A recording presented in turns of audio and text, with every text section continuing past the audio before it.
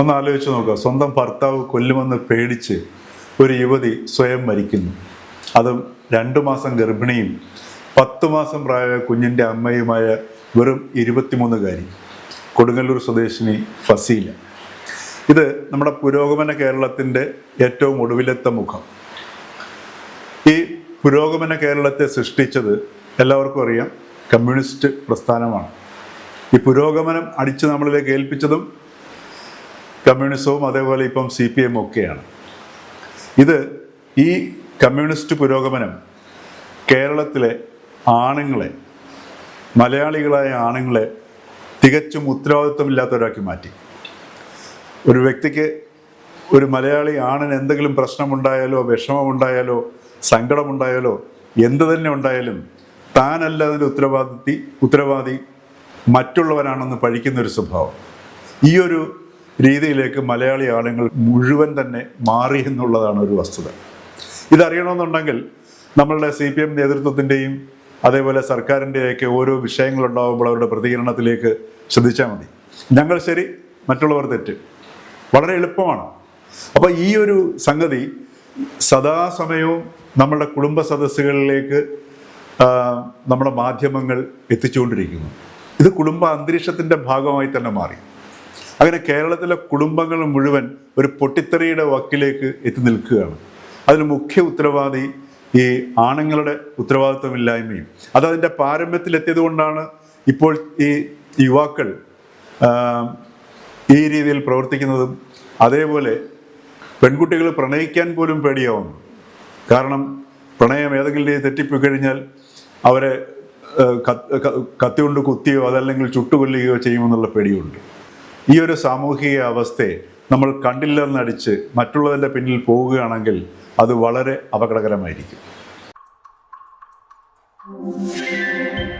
നമസ്കാരം. ഞാനൊരു കമ്മ്യൂണിസ്റ്റ് വിരോധിയൊന്നുമല്ല. കാരണം ആരോടെങ്കിലും നമ്മൾ വിരോധം വെച്ച് സൂക്ഷിക്കുകയാണെങ്കിൽ അതൊരു കമ്മ്യൂണിസ്റ്റ് സ്വഭാവമാണ്. അതുകൊണ്ട് തന്നെയാണ് ഞാൻ കമ്മ്യൂണിസ്റ്റ് വിരോധി അല്ലാത്തത്. ഇവിടെ നമ്മൾ പറഞ്ഞു വന്നത് ഒരു 23 വയസ്സുകാരി ജീവനൊടുക്കിയ സംഭവമാണ്.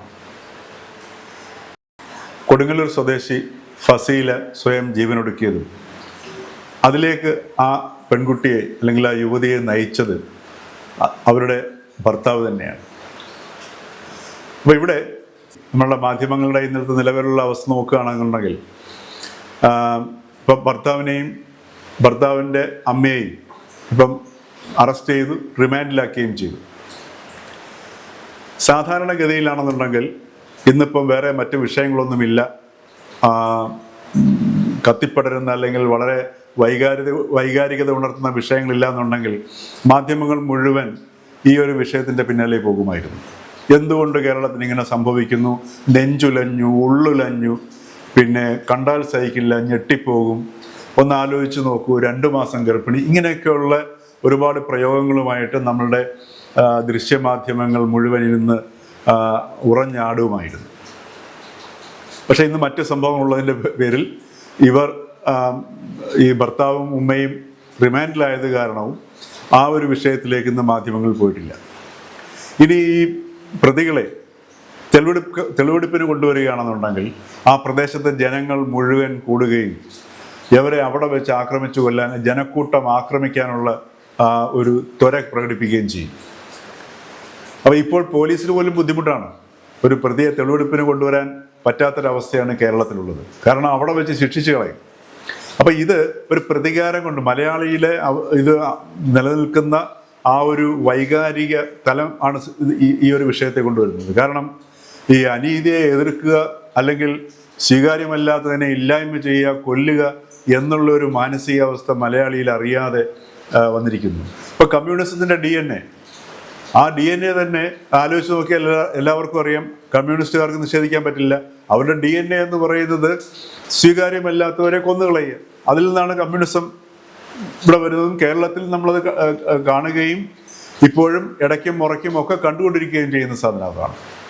അപ്പം ഈ ഒരു മാനസികാവസ്ഥ ഇത് എല്ലാ മനുഷ്യരിലും, ഈ കമ്മ്യൂണിസം എന്ന് പറയുന്നത് അജ്ഞതയിൽ നിന്നുണ്ടാവുന്ന സംഗതിയാണ്. ഈ അജ്ഞത എല്ലാ മനുഷ്യനിലും ഉള്ളതുകൊണ്ട് സ്വാഭാവികമായിട്ടും ഈ അജ്ഞതയുടെ കൂടെ ഒരു സിദ്ധാന്തവും കൂടെ ചേർത്ത് വെക്കുകയാണെങ്കിൽ കമ്മ്യൂണിസമായി. ഇത്രയേ ഉള്ളൂ കമ്മ്യൂണിസത്തിൻ്റെ ഒരു പ്രസക്തി എന്ന് പറയുന്ന സാധനം. കാര്യം അത്രയ്ക്ക്. പക്ഷേ ഈ സിദ്ധാന്തം വളരെ ഉദാത്തമാകുമ്പോൾ നമ്മൾ ആ സിദ്ധാന്തത്തിൽ മയങ്ങി മറ്റേത് നമ്മൾ ശരിയാണെന്ന് വിചാരിക്കുന്ന ഒരു അവസ്ഥയിലേക്ക് വരുന്നു. അതുകൊണ്ടാണ് ഇവിടെ ഈ ഫസീലയുടെ ഈ മരണത്തെ, അതോടൊപ്പം തന്നെ ഇവിടെ അറസ്റ്റിലായിരിക്കുന്ന നൗഫൽ ആ യുവാവിനെയും, ഇവിടെ രണ്ടുപേരും വിക്ടിംസാണ്. രണ്ടുപേരും ഒരു സാമൂഹിക വ്യവസ്ഥയുടെ ഇരകളാണ്.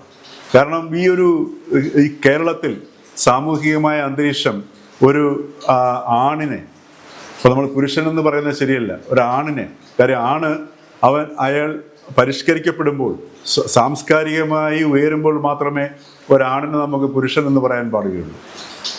അപ്പോൾ ഇവിടെ ഈ ഒരു യുവാവിന് സ്വയം ഉത്തരവാദിത്വം ഏറ്റെടുക്കാനുള്ള ഒരു ശേഷിയിലേക്ക് വരാനുള്ള ഒരു സാമൂഹികമായ അന്തരീക്ഷം കേരളത്തിൽ നിലനിൽക്കുന്നില്ല. കാരണം ഇപ്പോൾ ഇവർ ടെലിവിഷനിൽ നോക്കുമ്പോഴും പത്രമൊക്കെ നോക്കുമ്പോഴും കാണുന്നത് സമൂഹത്തിൽ ആദരിക്കപ്പെടുന്ന വ്യക്തികൾ, സമൂഹത്തെ നയിക്കുന്ന വ്യക്തികൾ ഒക്കെ എപ്പോഴും പറയുന്നത് ഇന്ന പ്രശ്നത്തിന് ഇന്നവരാണ് ഉത്തരവാദി, അവരെ കുറ്റപ്പെടുത്തുന്നു. ഈ കുറ്റപ്പെടുത്തലും അതോടൊപ്പം തന്നെ ഈ പഴിചാരലുമാണ് കുടുംബാന്തരീക്ഷങ്ങളിൽ സർവ്വസമയവും നടന്നുകൊണ്ടിരിക്കുന്നത്. ഇത് ഒരു പരിധി കഴിയുമ്പോൾ ക്ഷമ വിട്ടിട്ട് അക്ഷമയുടെ അവസ്ഥയിലേക്ക് എത്തുമ്പോൾ അവിടെ സ്വാഭാവികമായിട്ടും ആക്രമണങ്ങൾ വരുന്നു. അവിടെയാണ് എന്താ പറയുക, ഈ ആക്രമിക്കപ്പെടുമോ ഇല്ലയോ എന്നുള്ള പേടി വരുന്നു. ഇവിടെ ഈ പെൺകുട്ടിയുടെ അവസ്ഥ ഒന്ന് ആലോചിച്ച് നോക്കുക. അതിന് മരിക്കാൻ ആഗ്രഹമില്ല, അതിന് രക്ഷപ്പെടാനാണ് ആഗ്രഹം. കാരണം കൊല്ലുമെന്ന ഭീതിയിൽ ഒരു വ്യക്തി മരിക്കാൻ തയ്യാറാവുന്നു എന്ന് പറയുന്ന ഒരു 23 വയസ്സുകാരിയായ ഒരു അമ്മയും ഗർഭിണിയുമായ ഒരു യുവതിയുടെ മാനസികാവസ്ഥയിലേക്ക് ഒരു നിമിഷം മലയാളി ഒന്ന് കടന്നു ചെന്നു കഴിഞ്ഞാൽ ആ യുവതി അനുഭവിച്ച സമ്മർദ്ദവും ആ ഒരു ഗതികേടും നിവൃത്തിയില്ലായ്മയും നമുക്ക് മനസ്സിലാക്കാൻ കഴിയും. ഈ നിവൃത്തിയില്ലായ്മ ഇന്ന് കേരളത്തിലെ വിവാഹിതകളായിട്ടുള്ള മിക്ക യുവതികളും മിക്ക സ്ത്രീകളും നേരിടുന്ന ഒന്നായി മാറിയിരിക്കുന്നു. അതിൻ്റെ തോത് ചെറുതും വലുതുമായി ഏറിയും കുറഞ്ഞു ഇരിക്കുന്നു എന്ന് മാത്രമേ ഉള്ളൂ. ഇതുകൊണ്ടാണ് നമ്മൾ ഈ നിരന്തരമായി ഇത്തരം സംഭവങ്ങൾ നമ്മൾ കേൾക്കുന്നത്. അപ്പോൾ ഇത് കേരളത്തിൻ്റെ നിൽക്കുന്ന ഒരു സാമൂഹിക അന്തരീക്ഷത്തിൻ്റെ ഒരു സാമൂഹിക വിഷയം വ്യക്തികളിലൂടെ പുറത്തേക്ക് വരികയാണ് ചെയ്യുന്നത്. ഇവിടെ മാധ്യമങ്ങൾക്കും മാധ്യമപ്രവർത്തകരൊക്കെ ഭയങ്കര ബുദ്ധിജീവികളും ലോക വിഷയങ്ങൾ ചർച്ച ചെയ്യുകയും സൈദ്ധാന്തിക ചർച്ചയൊക്കെ ചെയ്യും. പക്ഷെ അവർക്ക് തൊട്ട് മുമ്പിൽ കാണുന്ന ഈ ഒരു വിഷയത്തെ തങ്ങളുടെ റേറ്റിംഗ് കൂട്ടാൻ വേണ്ടിയിട്ട് ഉള്ള പൈങ്കിളി വാചകങ്ങൾ ചേർത്ത് ജനങ്ങളെ അങ്ങോട്ട് ചലിപ്പിച്ച് അവരെ ഈ പറഞ്ഞതുപോലെ അവരിൽ പ്രതികാരദാഹം ഉണ്ടാക്കുക എന്നുള്ള ഒരു മാനസികാവസ്ഥയിലേക്ക് മാറിപ്പോയി. അപ്പോൾ ഇവിടെ ഈ നൗഫലും ഒരു ഇരയായിട്ട് നമ്മൾ കണ്ടുകൊണ്ട് അയാൾക്ക് സ്വാഭാവികമായിട്ടും അയാൾ ചെയ്ത കുറ്റകൃത്യങ്ങളെ നമ്മുടെ നിയമവ്യവസ്ഥ അനുസരിച്ച് അത് പരിഗണിക്കുകയും കുറ്റക്കാരനാണെങ്കിൽ ശിക്ഷിക്കുകയും വേണം. നമ്മുടെ ശിക്ഷ പോലും ഈ പറയുന്ന പ്രതികാരത്തിൻ്റെ ഭാഗമല്ല, അയാൾ നവീകരിക്കാനുള്ള പ്രക്രിയയുടെ ഭാഗമാണ്. സമൂഹത്തിൽ ഒരു നവീകരിക്കപ്പെട്ട വ്യക്തിക്ക് മാത്രമേ സാമൂഹികമായി ഇടപെടാനും സംഘർഷങ്ങളും സംഘടനയില്ലാതെ ജീവിക്കാൻ കഴിയുള്ളൂ. അപ്പം ഇവിടെ എന്തുകൊണ്ട് ഈ ഒരു യുവാവ്, അയാൾ 20കളിലാണെന്ന് തോന്നുന്നു, ആ 20കളിലെത്തിയൊരു യുവാവ് ഈ ഒരു അവസ്ഥയിലെത്തി. ഇവിടെ മതങ്ങളെ തട്ടിയിട്ട് നടക്കാൻ പറ്റാത്ത അവസ്ഥയാണ്. മതങ്ങളുടെ തിട്ടൂരം അനുസരിച്ചല്ലാതെ ഒരു സർക്കാരിന് മുമ്പോട്ട് പോകാൻ പറ്റാത്ത അവസ്ഥയുണ്ട്. അതോടൊപ്പം തന്നെ അതേ ശബ്ദത്തിൽ തന്നെ മതേതരത്വം എന്നുള്ള വിളി നമ്മൾ കേൾക്കുന്നു. മതവും മതേതരത്വവും രണ്ടുമുണ്ട്. ഈ രണ്ടുകൊണ്ടും മലയാളിയായ ഒരു വ്യക്തിക്ക്, അത് ആണാണെങ്കിലും പെണ്ണാണെങ്കിലും കുഞ്ഞാണെങ്കിലും പ്രായമുള്ള വ്യക്തിയാണെങ്കിലും മനോസുഖമായിട്ട് സ്വസ്ഥമായിട്ട് വീട്ടിനുള്ളിൽ പോലും ജീവിക്കാൻ വയ്യാത്ത ഒരവസ്ഥ സംജാതമായിരിക്കുന്നു. ഇത് മലയാളിയെ ബാധിക്കുന്ന ഏറ്റവും അടിയന്തര പ്രശ്നമാണ്. കാരണം ഈ പ്രശ്നത്തെ ഇത് പ്രാഥമികമായ ഒരു ശ്രദ്ധ വേണ്ട ഏറ്റവും അടിയന്തര വിഷയമാണെന്ന് നമ്മളെ രാഷ്ട്രീയ കക്ഷികൾ ഏറ്റെടുക്കുമെന്ന് പ്രതീക്ഷിച്ചിട്ട് കാര്യമില്ല. അവിടെയാണ് ഓരോ മലയാളിയും ഈ ഒരു വിഷയത്തെ അഭിമുഖീകരിക്കേണ്ട ആവശ്യം വരുന്നത്. ഈ ഓരോ വ്യക്തിയും സ്വയം തന്നിലേക്ക് നോക്കിയോ അല്ലെങ്കിൽ തൻ്റെ കുടുംബത്തിലേക്ക് നോക്കിയോ ഉപയോഗിക്കുന്ന വാക്കുകളിലേക്ക് നോക്കിയോ ചെയ്യുന്ന പ്രവൃത്തികളിലേക്ക് നോക്കിയോ ഇതിൽ നിന്ന് രക്ഷപ്പെടുകയല്ലാതെ മറ്റൊരു വഴിയില്ല എന്നുള്ളതാണ്. ഈ ഒടുവിലത്തെ ഈ ഫസീലയുടെ സംഭവം പോലും നമ്മുടെ മുമ്പിൽ അവതരിപ്പിക്കുന്ന സാമൂഹിക വിഷയം.